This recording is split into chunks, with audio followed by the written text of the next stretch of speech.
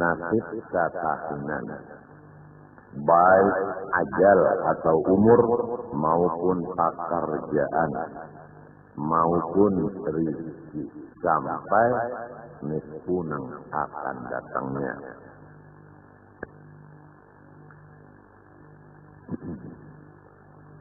Adapun orang-orang yang tidak mendapat keampunan dan rahmat dan tidak diterima permohonan atau doanya oleh Allah, yaitu pertama,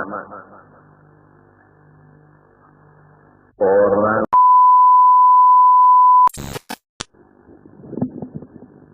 Astagfirullahaladzim, Astagfirullahaladzim, Astagfirullahaladzim, alladzi la ilaha illa huwal hayyul qayyum wa atubu ilaih.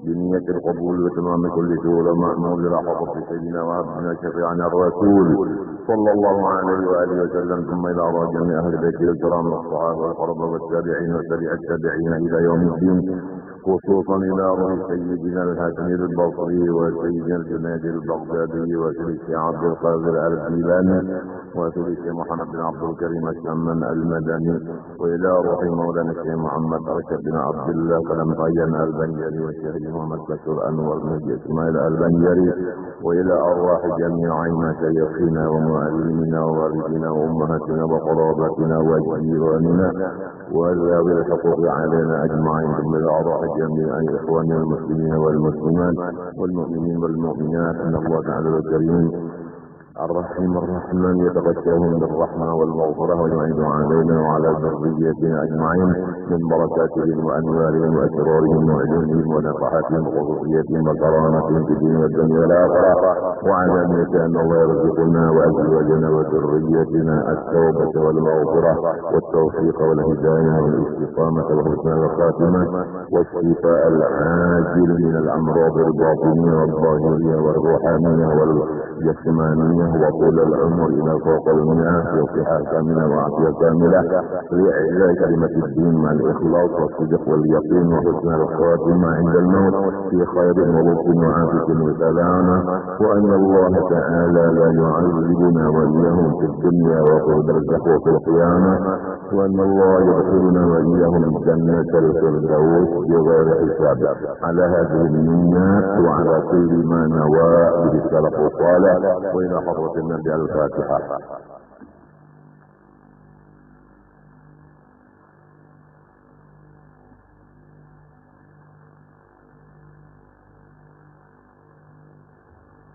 أعوذ بالله من الشيطان الرجيم، بسم الله الرحمن الرحيم، الحمد لله رب العالمين، اللهم صل وسلم وبارك على سيدنا محمد الأمين وعلى آله وصحبه إلى يوم الدين، أما بعد، سبحانك لا علم لنا إلا ما علمتنا إنك أنت العليم الحكيم، ولا حول ولا قوة إلا بالله العلي العظيم العزيز العليم، لدى كل حرف كتب ويكتب أبد الآبين ودار الداهرين، رضي الله عني وعنكم وعن جميع المسلمين. وقال رضي الله عنه. Pertama-tama mari kita semua bersama-sama membaca Alhamdulillah. Dari kerana kita sampai pada hari ini masih diberi Allah Ta'ala kesempatan untuk memperbaiki diri kita. Tinggal beberapa hari lagi kita akan menemui malam nisfu Sya'ban yang insya Allah Ta'ala jatuh pada malam Sabtu di hadapan ini. Maka diriwayatkan daripada beberapa hadis dan perkataan sahabat menyatakan bahwa pada malam nisfu Sya'ban Allah Subhanahu wa Ta'ala memutuskan tiap-tiap ajal dan perbuatan dan rizki masing-masing hamba Allah. Jadi pada malam itu buku nasib masing-masing kita ini tulisannya diserahkan kepada malaikat yang diwakili melaksanakan menjalankan apa yang sudah tertulis itu dan tidak bisa dirubah lagi. Nasib ketahinan, baik ajal atau umur maupun pekerjaan maupun rezeki sampai nisfunang akan datangnya.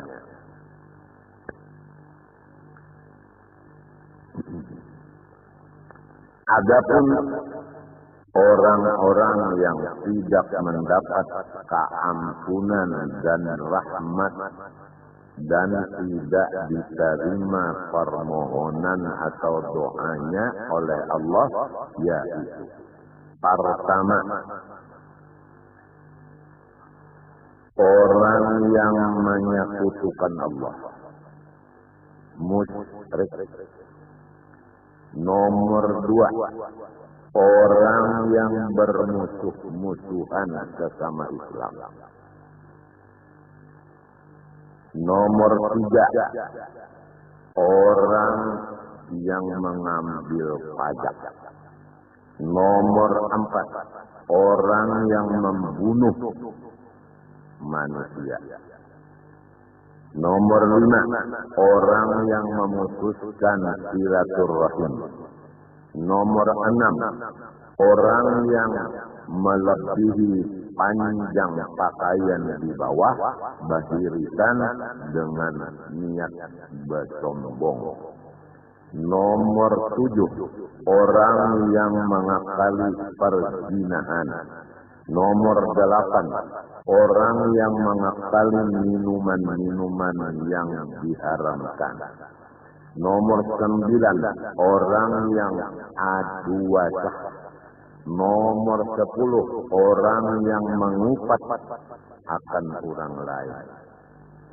Nomor 11, orang yang mengerjakan riba atau memakannya atau memberi makan atau jadi sekretarisnya. Nomor berapa tadi sudah saya lihat lagi.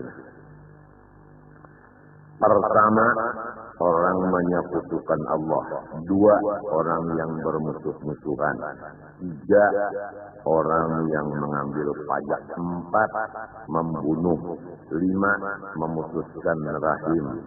Enam, memakai pakaian yang labu di bawah dari buku lali dengan niat bersombong-sombong.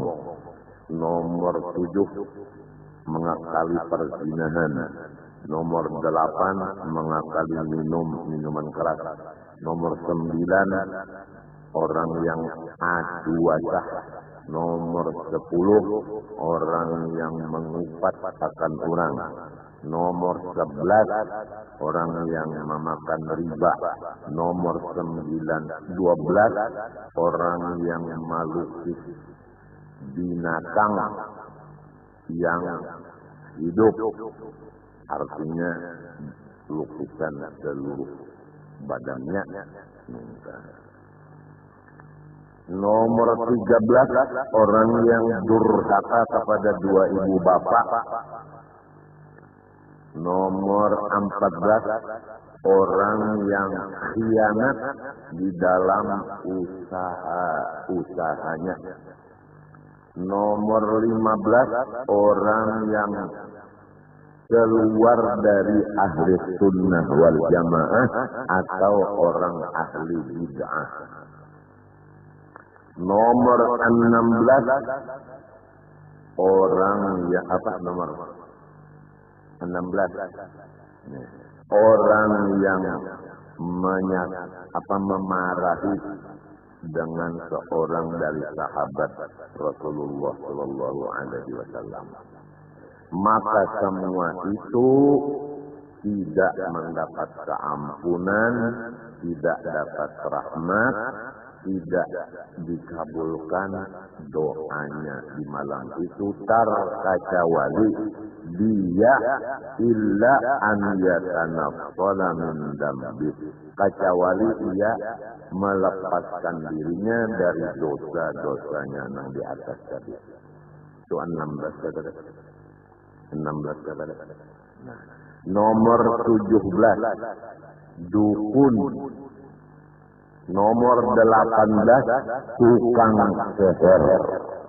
Jadi 18 ini dikumpulkan dari beberapa hadis dan dari beberapa perkataan sahabat, orang yang lepas dari keampunan dan rahmat dan kabul doanya dan diterima ibadahnya pada malam nisfu Sya'ban itu lepas. Kecuali lebih dahulu sebelum malam itu terjadi, dia sudah bertaubat dari dosa masing-masing itu dan tidak lagi mengulanginya. Itulah yang pertama dulu disampaikan. Kemudian pada malam itu kita disuruh beribadah. Nah, pertama sembahyang maghrib berjamaah. Yang kedua, berniat sebelum membaca Yasin. Kemudian berdoa. Niat pertama, kemudian baca Yasin pertama, kemudian doa pertama. Kemudian demikianlah diulang-ulang 3 kali. Selesai, lalu sholat isya berjamaah. Lalu kalau bisa berjamaah bagus. Kalau kadang masing-masing sholat tasbih 4 rakaat. Kemudian membaca tasbih Nabi Allah Yunus, La ilaha illa anta subhanaka inni kuntu minadh dhalimin, 1275 kali. 1275 kali. La ilaha illa anta subhanaka inni kuntu minadh dhalimin. 1275 kali. Kemudian sebaiknya lagi kita berniat sembahyang subuh berjamaah. Dan jangan lupa ganti daripada syekh murabbi mursyid kita. Sebab kita ini hidup. Kalau kada bisi guru nang memimpin, niscaya syaitan guru kita. Jadi supaya lepas daripada dipimpin syaitan, maka sudah ijma ulama-ulama menentukan bahwa memperbanyak membaca sholawat dan salam kepada Rasulullah SAW itu taqumu maqama syaikhis tarbiyah. Tulisannya yang kayak ini dalam kitab. وقد أجمعوا على أن الإكثار من الصلاة والسلام على رسول الله صلى الله عليه وسلم taqumu maqama syaikhis tarbiyah. Mereka itu ulama ijma bahwasanya memperbanyak salawat dan salam kepada Rasulullah SAW itu menempati kedudukan guru yang memimpin. وقد وصل بها كثير من العارفين ولم يكن لهم شيخ غير ذلك. Dan sesungguhnya telah sampai ke hadrat Allah Ta'ala sangat banyak dari manusia-manusia. Padahal tidak ada mempunyai guru sama sekali, kecuali banyak membaca sholawat dan salam kepada Rasulullah SAW. Jadi ringkasnya, memperbanyak sholawat dan salam kepada Rasulullah itu adalah guru yang memimpin kita.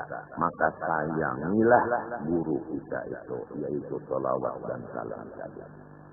Jadi malam nisfu Sya'ban banyak-banyak membaca sholawat. Seperti Dalailul Khairat, kita baca umpama mulai dari awal sampai habisnya umpamanya malam itu.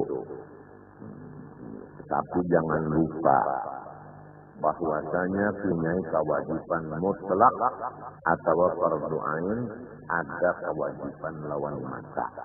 Jadi mata kita diberi 2, haknya guring. Ingat akan berataan. Guring dijaga, makan diperhatikan, minum tujuan. Ingatkanlah, jangan makan minum guring kada tapi diperhatikan. Kalau kurang makan kurang minum, kena jaring kian penyakit mah lawan ginjal. Namun kurang guring kena kian kegilaan. Itu jaga banarah, jaga. Karena iblis itu disuruhnya kita banyak beribadat. Jadi lalu makan kada urus, guring kada urus, minum kada urus. Akhirnya tatawa serongonan. Itu tujuan setan itu. Sebab tipu daya setan mengganggu kita dengan kada kawat dihitung. Malah di kitab ulun pernah membaca bilang-bilangan tipu daya setan mengganggu kita ini supaya sesat sebilang-bilang nafasnya makhluk Allah. Jadi kalau ada Tuhan yang menolong kita ini sesat. Nah, oleh sebab itu banyak sholawat kepada Nabi dan urusan-urusan yang bakal memanaskan pikiran jauhkanlah. Sebab apabila panas itu adalah setan. Sebab setan itu api itu kadang-kadang dingin, sebenarnya panas. Jadi kurang guring, jadinya panas. Kurang makan, kurang minum, jadinya panas. Nah itu. Kemudian, nang sebutin pulang pasan. Jangan sakit hati. Lamun sakit hati, baik sakit beranak daripada sakit hati. Nah, apabila sakit hati, bahayanya kegilaan juga, karena lalu lamunnya kegilaan, gara-gara umpat mengaji di sekumpul jadi gila. Padahal kada nyentuh Pak. Nang jadi kalau ini ada nafkah kada, utang ka banyak, bini ka kada masih sakit hati, atau nang tadi guring kurang benar, makan minum kurang benar. Nah itu lalu kena balain pada orang banyak. Nah itu jadi dijaga benar itu. Itu nang anunya penting-pentingnya aja kan. Nang pentingnya sholawat banyak sih. Kemudian nang menyebabkan panas itu dijauhi. Nah, seperti kurang makan, kurang minum, kurang guring. Dan jangan sakit hati. Nang 18 perkara tadi, kalau kita takkan-takkannya, misalnya durhaka dengan ibu bapak, atau ada tapaut sama kita, ya kah? Kada beraturan. Nah, sebelum malam itu, kita beraturan, berhabisan dulu. Babu berasis dulu. Kalau misalnya guru usuk, misalnya guru masdar, guru anang antung, sebelujur ditakbirakan misalnya bermadu. Jadi nang bertujuan itu beraturan, bermadu nih beraturan. Namun madu telah simbolnya lima wanyi. Wanyi itu nya bakal rubutnya. Sebuah rumah bakal rubut saja nih wanyi.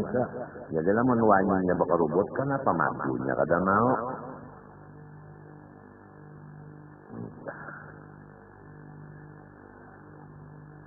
Lamun dak tahu nang 18 tadi kitabnya Kanzun Najah wa Surur. Karangan Syekh Abdul Hamid bin Muhammad Ali Kudus. Ulun dibari langsung dengan tangan Sayyid Amin Qutbis kitab itu. Jadi 18 perkara tadi, kurang nang kada mendapat rahmat, kada mendapat keampunan, dan kada diterima doanya di malam itu.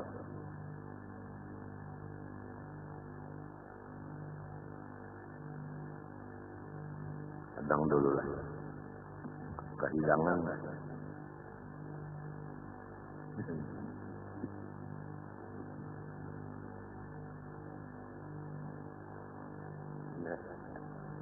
Dapat pun.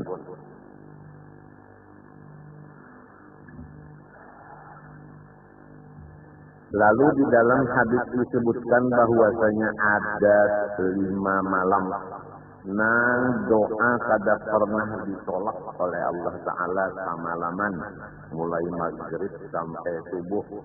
Semalaman lalu pukul berapa aja kada bisa ditolak doa 5 malam. Pertama malam Jumat, pertama malam Jumat, malam Jumat. Semalaman lalu pukul berapa aja dia membaca, cuma nyatakan tadilah gurih, makan minum. Kalau kayak aku jam malam minum cuma anak berguringan. Nah, nyatakan setan bisa mahaur. Rasulullah pun guring juga teman malam. Nomor 2, malam pertama bulan Rajab. Kalau malam Jumat seminggu sekali. Kalau malam awal Rajab setahun sekali. Malam nisfu Sya'ban setahun sekali. Malam Lailatul Qadar setahun sekali juga. Malam hari raya Fitrah setahun sekali. Malam hari raya Korban setahun sekali juga ya 5. Maksudnya malam hari raya itu rajin semalaman berdoa aja. Kada ada orang malam hari raya nang baca tembakan. Bujur kada. Apalagi di Marsapura, Surambi Makkah, daerah Datu Kalampayan, Khalifah Testeman. Hebat berataan malam hari raya orangnya beribadat kenyaan. Kada ada nang baca tembakan, kada ada. Bujur kada polisi. Bujur kah? Bujur kah? Semalaman beribadat saja kada baca tembakan, ampihan sudah. Nang baca tembakan itu lain. Nang bacucul sekalian marcun itu lain. Itu hanya Tionghoa. Itu kada ada. Bulan Ramadan kurang tarawih berataan, baca Quran tadarus berataan, kada ada nang marcun, kada ada nang anuan bertembakan buluh, kada ada malam-malamnya. Siangnya kada ada orang nang baca jualan makanan nang cagar dimakan siang. Warung-warung tutup semuanya, bujur kada ada. Apalagi di Marsapura tak gunakan non kepala pasar. Kada ada orang berjualan. Ulun kada bisa juga melihat orang berjualan sebab ulun dalam kamar aja.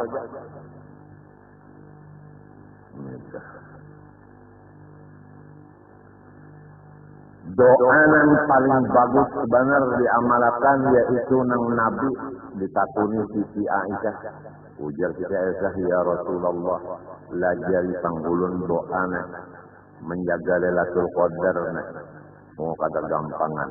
Nabi memberi izin dari Allah, wahyu dari Allah, yaitu banyak-banyak membaca Allahumma innaka afuwun karimun tuhibbul afwa fa'fu anni. Allahumma innaka afuwun karimun tuhibbul afwa fa'fu anni.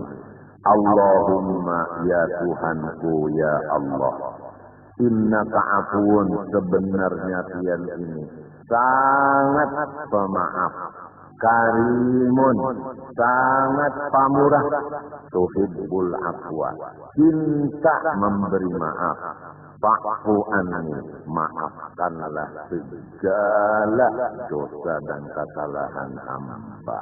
Banyak-banyak membaca itu, apalagi waktu menjaga Lailatul Qadar. Nang biasanya Lailatul Qadar itu menurut beberapa hadis yaitu di malam ganjil sesudah 20 Ramadan.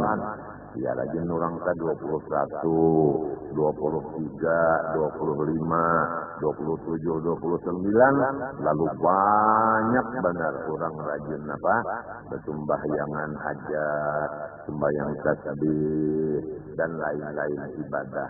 Dan terutama lagi rajin pukul 2 malam memulainya. Kenapa? Karena mulai pukul 2 sampai subuh ngarannya sulusul lailil akhir, sepertiga malam nang di penghabisan. Maka saban malam bukan hanya Lailatul Qadar aja, apabila mulai pukul 2 sampai subuh maka doa dikabulkan di sana.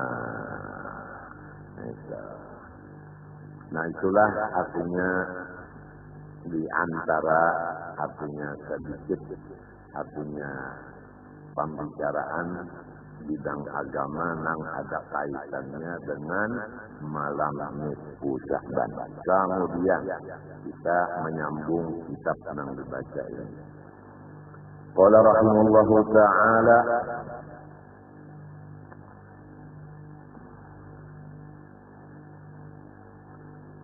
Qawluhu ta'ala bal huwa ayatun bayyinatun fi suduril ladzina utul ilma. Bal huwa tetapi adalah Quran alladzi ji'ta bihi yang engkau Muhammad membawanya. Ayatun adalah bukti-bukti dari Allah. Bayyinatun yang menyatakan. Jadi Al-Quran yang dibawa Nabi itu baik hurufnya, barisnya, dan maknanya.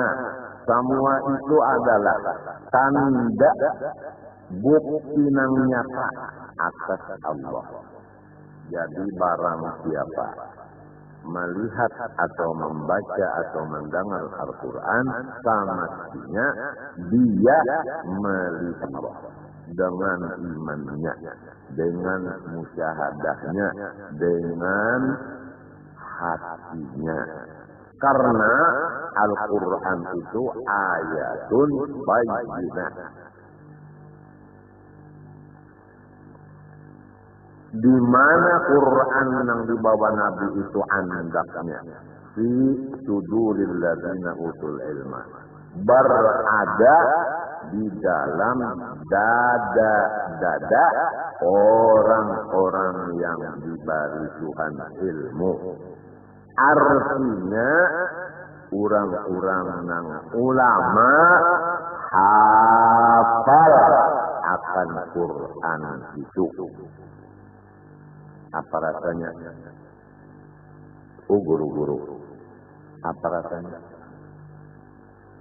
Menurut ayat ini semestinya guru-guru agama hafal Quran.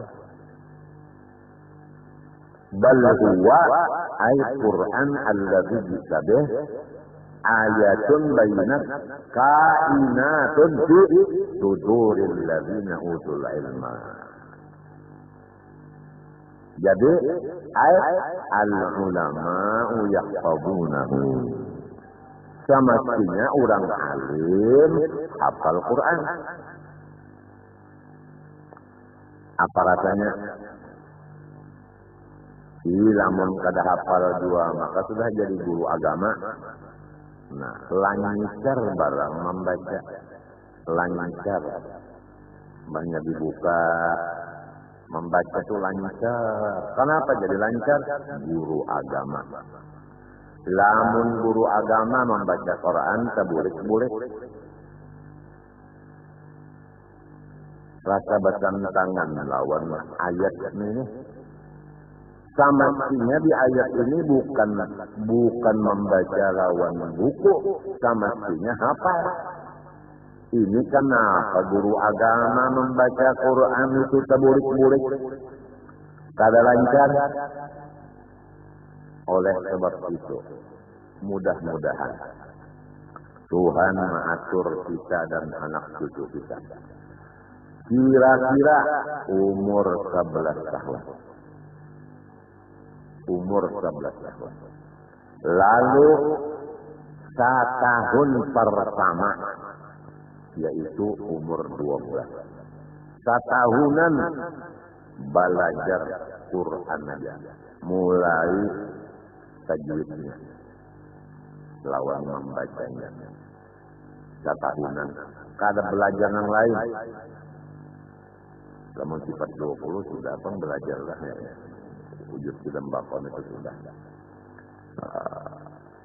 Setahunan, jadi umur 12 tahun itu sudah bagus sudah. Membaca Qur'annya itu bagus sudah. Kada mau lagi huruf-hurufnya tersalah. Nang mana mat jaiz pas, nang mana mat wajib pas, nang mana mat sukun pas, nang mana mat tabi'i pas, nang mana ikhfa, nang mana ibhar, nang mana iqlab, nang mana imalah pas, nang mana tasdil pas. Tadi kesalahan Nabi, waqaf tidak sudah mengerti sebab mengaji satahunan siang malam tajwid saja. Umur 12 tahun. Berpindah umur 13 tahun belajar surah. Satahunan insya Allah alim surah. 13 sudah umur. Umur 14 mengaji nahu. Satahunan siang malam insya Allah alim nahu. Nah, umur 15 setahunan belajar bahasa Arab lugat insya Allah bisa. Lamun sudah nangka itu komplit Qurannya umur 12 sudah menguasai. Kemudian sorof sudah, nahu sudah, lugat sudah. Umur 16, 17, 18, 19, 20 membaca kitab gundul. 5 tahun insya Allah kawan jadi guru agama. Insya Allah asal waktu tadi diisi sebagaimana susunan yang demikian.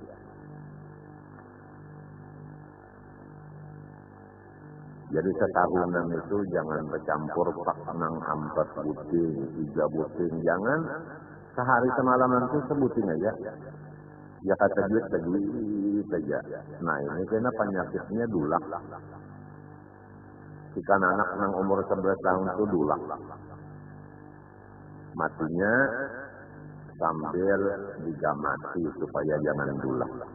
Tapi insya Allah apabila memang tulisannya kurang itu cagar alim, sifat dulak itu hilang. Kada dulak, tinggal apa? Tinggal lagi pangarahan dari orang Tuhannya. Lamun orang Tuhannya mengarahakan ke situ, insya Allah. Gurunya ada, guru Quran tajwid ada, guru sorof ada, guru nahu ada, guru bahasa Arab ada, guru nang lain-lainnya, kitab nang lain-lainnya ada. Kitabnya pang, sebahagian ada di sini, sebahagian kada ada.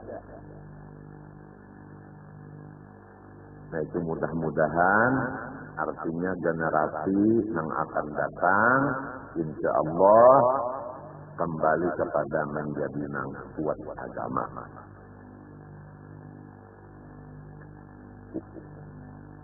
Wa qawluhu sallallahu alaihi wa alihi wa sallam man hafizal qur'ana udrijatin nubuwwati baina jambayhi illa annahu la yuha ilaihi. Siapa-siapa yang dihafal ia akan Quran, niscaya dimasukkan pangkat kenabian di antara 2 lambungnya.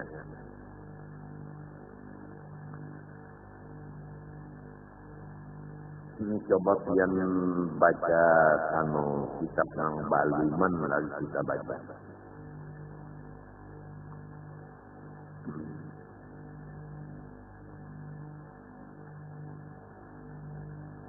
Ada kitab ini yang sama yang cetakan saya yang hijau dong. Kita pernah hijau, cetakan hijau. Ya sebentar lah dulu. Menyimak dulu. Ini hubungan kepada hadis ini. Barang siapa hafal ia akan Quran, niscaya dimasukkan oleh Allah akan pangkat kenabian itu di antara dua lambungnya. Jadi pangkat kenabian itu ada di antara dua lambung. Kan kalau biasa pangkat itu umpamanya di bahu, bintang, ya ada 1, 2, 3, 4.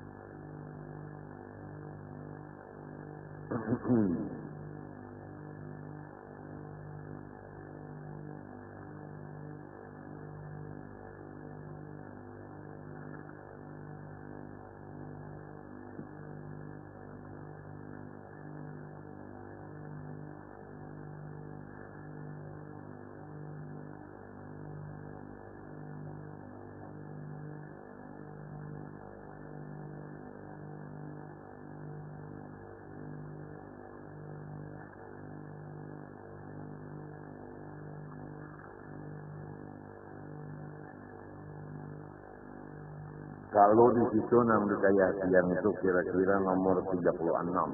Bukan. Nomor 36 lah. Di awalnya di awal. Ini belum dibaca lagi. Nang kita bacakan wasiat. Ini nang ngarannya kitab ini ngarannya Al-Ilmun Nabros. Coba. Adakah dia ketua qala Sayyiduna Imamul Arif Billahi Ta'ala Al-Habib Hamid bin Umar Hamid Halwi, adakah? Bujurkah? Bujurkah? Nah lalu turunakan ke bawah 1, 2, 3, 4, 5, 6, 7, 8, 9. Baris ke-9. Dapatkah? Dapatkah? Nah, lalu di situ kan wayat ini pengulaannya ya kah? Sebelah kanan. Nah, wahadal abdu bisibahihi soro warisan lima baharin nubuah. Bujurkah? Nah, nang ulun pada kanontian hubungan lawan nang hadis tadi. Fal waliyu fil haqiqati nabiyun. Itu aja tasahidnya, itu aja nantian coret di bawahnya. Lalu di bawahnya dicoret kepanjangan fal waliyu fil haqiqah nabiyun. Di pinggirnya matlabul aham. Artinya ini tuntutan yang sangat penting. Tuh lah. Nah itu nang sahidnya fal waliyu fil haqiqati nabiyun. Waliullah itu pada hakikatnya adalah nabi. Jelas. Nah jadi orang yang hafal Quran, pangkat kenabian itu dianggap Tuhan di antara dua lambung kiri kanannya. Jadi hakikatnya orang itu nabi. Illa tetapi lainnya annahu bahwa orang yang hafal Quran itu la yuha ilaihi, tidak lagi turun wahyu kepadanya. Nang ada di dalam dadanya itu wahyu, nang kada bertambah lagi. Seadanya Quran itu masa Quran ditambah-tambah lagi. Quran sudah komplit.